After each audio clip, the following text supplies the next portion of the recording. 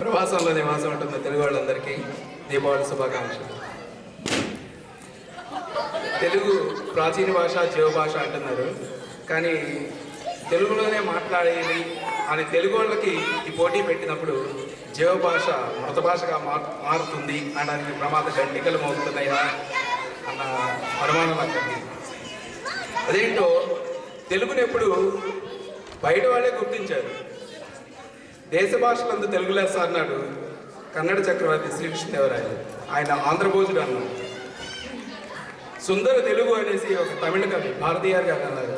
ఆయన్ని గౌరవించాం.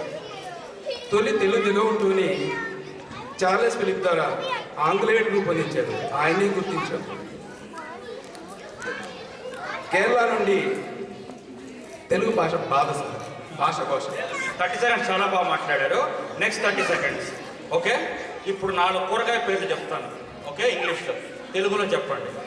లేకపోతే నేను తెలుగులో చెప్తాను, మీరు ఇంగ్లీష్లో చెప్పండి. మీకు ఏది కావాలి? సరే, ఇంగ్లీష్లో చెప్తాను, మీరు తెలుగులో చెప్పండి. ఆంగ్లంలో అవుతుంది, నేను చెప్తాను. టిండోరా, దొండకాయ.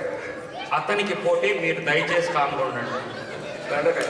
ఓకే, బిట్టర్ గాడ్, కాకరకాయ.